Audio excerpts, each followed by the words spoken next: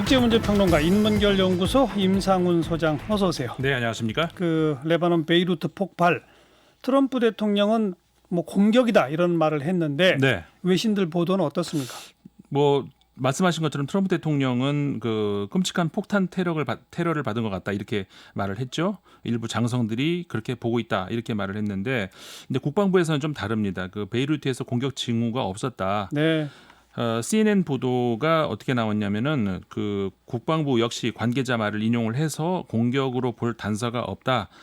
그리고 이제 그런 한 반증으로 폭발이 만약에 공격으로 인해서 일어난 거라면은 미군들의 보호를 위해서 미국 병력이 움직였을 텐데 그런 조치가 없었다 이런 거를 얘기를 했거든요. 이런 얘기가 국방부에서 나왔다. 네. 근데 트럼프 대통령은 일부 장성들을 인용했단 말이에요. 네, 그렇죠. 근데 참. 이제 누구를 인용했는지는 그런 말을 안 했으니까. 예. 근데 아마도 이제 트럼프 대통령이 이런 언급을 하는 것은 예상을 할 수 있는 것이 이제 헤즈볼라를 염두에 둔 것 같습니다. 헤즈볼라라는 것이 그러니까는 그 이 레바논에 있는 그 무장 정파죠. 그렇죠. 시아파라고 할 수가 있고, 그러니까는 이란과 시리아의 지원을 받고 있는 그런 단체다 보니까는 그 트럼프 대통령 입장에서는 어떤 PR을 그런 식으로 이제 구별을 해서 어떤 예. 그 전략적인 발언이 아닐까 뭐 이런 그렇죠. 정도의 이야기는 할 수가 아무튼 있는 것이죠. 현재까지는 테러 공격이냐 그냥 단순 사고냐 원인 규명이 안 된 거죠? 안 돼 있습니다. 아직까지는. 근데 다만 테러 공격이 아니라 하더라도 지금까지 처음에 나온 것은 질산 암모늄이 폭발한 것 같다. 예. 이것이 이제 많은 그 보도의 내용이었는데 예. 그것이 아니고 군사용 폭발물일 수도 있다. 이런 주장도 지금 나오고 있거든요. 그러니까는 그 전 CIA 요원이 이제 그 CNN과 인터뷰에서 그런 이야기를 한 건데, 다시 말해서 그러니까는 테러냐 단순 사고냐 이건 아직 모르겠는데, 단순 사고라 하더라도, 그러니까 테러가 아니라 하더라도 군사적 어떤 폭발물 예. 관련 이런 것들은 가능성이 배제할 수는 없다. 아직까지는 이렇게 봐야 될 것 같습니다. 그러니까 그 창고에 질산 암모늄뿐만 아니라 네. 군수품이 있었을 수도 있다. 있었을 수 있다. 네. 전부 다 추정이니까 네. 조금 더 진상 파악 좀 더 기다려 봐야 되겠고요. 네, 네. 얼마 전에 빌 멜린다 게이츠 재단 그 이사장 네. 문재인 대통령 앞으로 코로나19에 공동 대응하겠다 이런 서신 보내왔지 않습니까? 그렇죠. 이게 외신에서도 보도가 많이 됐죠? 네, 보도가 됐습니다. 그 서신이 왔다는 청와대 발표 직후에 블룸버그에서도 그 보도를 했습니다. 근데 이제 관련 기사들 얼핏 보면 그 단순한 사실관계를 전하는 그런 정도로 이렇게 보이는데, 예. 근데 이제 사실은 그래서 이제 이게 더 궁금할 수가 있는 것이죠. 빌 게이츠 이사장이 왜 문재인 대통령에게 서신을 보냈을까? 근데 그 게이츠 이사장이 미국에서 어떤 역할을 지금 하고 있는지를 좀 볼 필요가 있습니다. 그 앞서서 2015년에 한 강연에서 그 자신의 생각을 한번 발표한 게 있었는데, 이렇게 얘기를 했습니다. 미래 인류를 위협하는 적이 있다면 그건 미사일이 아니라 전염병일 것이다. 이런 예, 말을 했거든요. 맞아요. 네. 그래서 전염병을 효과적으로 대비할 수 있는 의료 IT 시스템을 갖춰야 된다. 이런 얘기를 이제 계속 역설을 하고 있는데, 네네. 근데 그 정치적으로 보면은요, 이게 빌 게이츠 이사장이 그 미국의 공화당, 특히 그 트럼프 대통령의 그 환경, 보건 관련 인식에 대해서 굉장히 비판적입니다. 그렇죠. 네, 그래서 트럼프 대통령의 코로나19 대응 상황 여기에 대해서도 이제 절망적 수준이고 뭐 이런 비판을 많이 했습니다. 예. 이게 백신 개발과 관련해서도 빌 게이츠 이사장은 미국이 백신을 개발해도 자국 이기주의에 빠져서 지구촌의 다른 나라들은 백신에서 소외될 것이다 이런 생각을 하고 있거든요. 그러다 보니까 트럼프 대통령의 지지자들로부터 빌 게이츠 이사장이 공격을 많이 당하고 있고, 심지어 지금 온갖 음모론에 시달리고 있는 그런 상황입니다. 음모론까지 나와요? 미국인의 28%가 이 음모론을 믿고 있다고 하거든요. 네. 근데 그 내용을 보면 좀 너무 황당무계한 내용입니다. 어떤 거예요, 예를 들면? 예를 들어서 이제 그 백신을 강조하는 이유가 그러니까 이런 말도 안 되는 건데 어쨌든 말씀드리자면은 빌 게이츠가 그 바이러스를 일부러 만들어서 퍼뜨렸다. 아이고. 그래서 왜냐면 더 안 들어도 되겠네요. 예, 뭐 들을 필요 없습니다. 예. 트럼프가 근데 한국을 굉장히 경계하잖아요. 네. 그런데 빌 게이츠는 이 트럼프 지지자들한테 공격을 당하면서도 한국을 파트너로 네. 삼자 이렇게 한 거네요. 그렇죠. 이번 코로나19 대응하는 과정에서 한국이 보여준 그 좀 민주주의적이고 그리고 기술 선진적인 모습 여기에 굉장히 감동을 받은 것 같습니다. 예. 왜 그런 얘기를 드리냐면은 미국에서 여러 차례 인터뷰라든가 강연 이런 데서 한국처럼 방역을 해야 된다 이런 얘기를 계속 많이 했거든요. 예.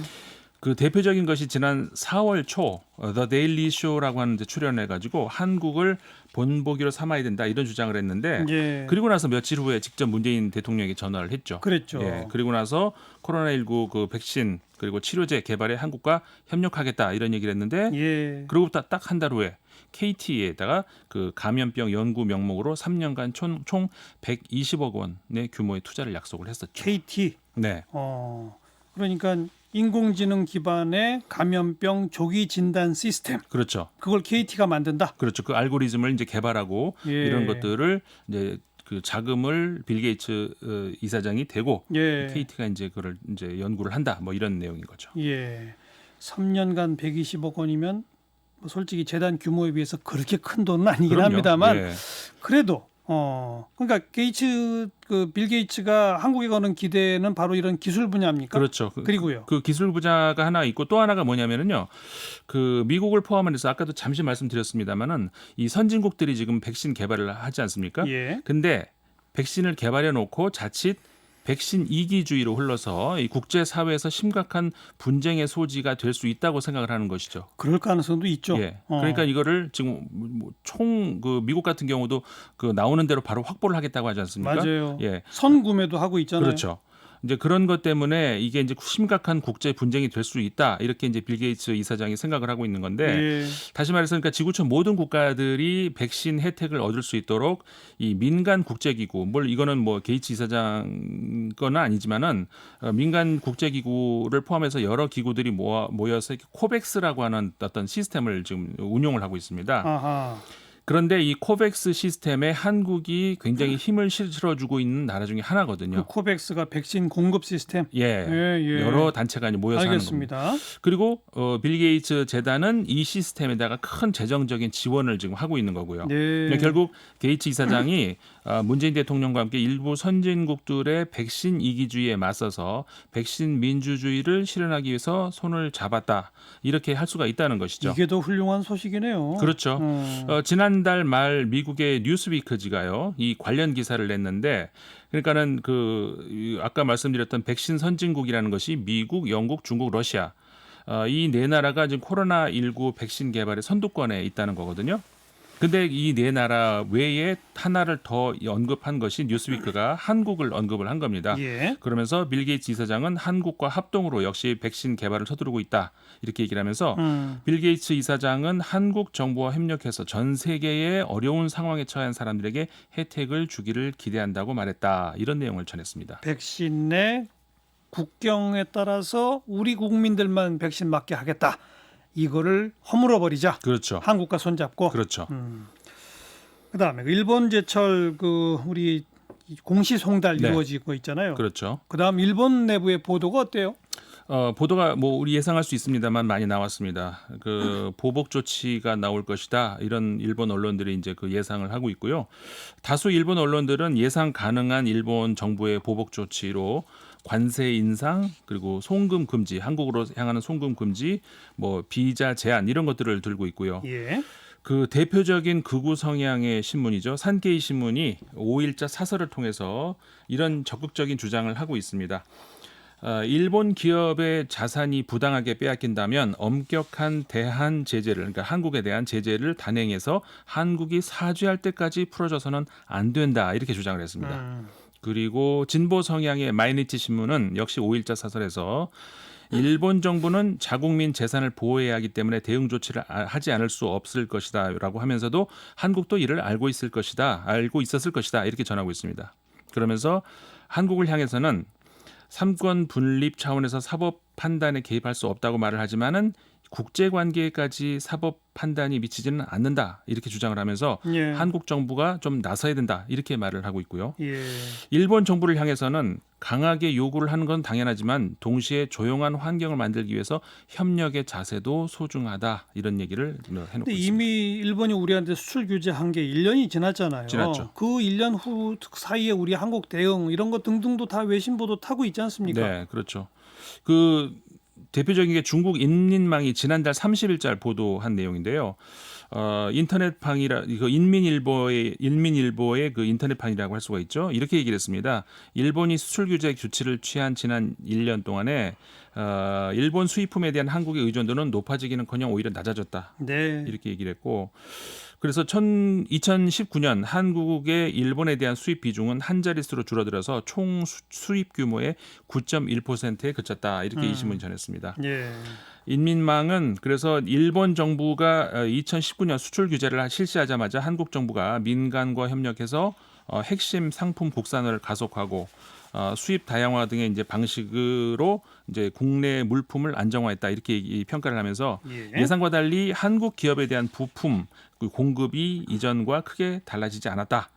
그러면서 이제 일본과 거래하는 한국 기업 302곳을 대상으로 조사한 결과 압도적 다수가 피해가 없었다라고 대답을 했다면서 네. 일본 정부의 수출 규제가 한국 기업에 미친 영향은 간지러운 수준이었다 이렇게 전했습니다.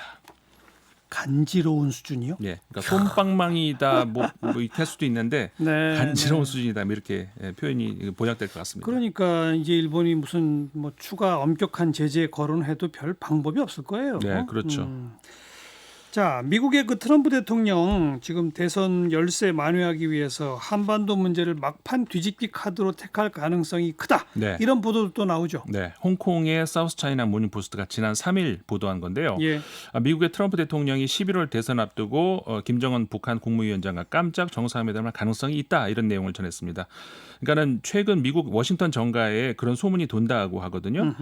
대선이 임박하면서 선거 막판에 유권자 표심과 판세에 영향을 주기 위해서 소위 10월 서프라이즈, 옥토버 서프라이즈를 준비할 가능성이 있다는 건데 네. 그게 이제 북미 정상회담이 될 가능성이 크다는 거죠.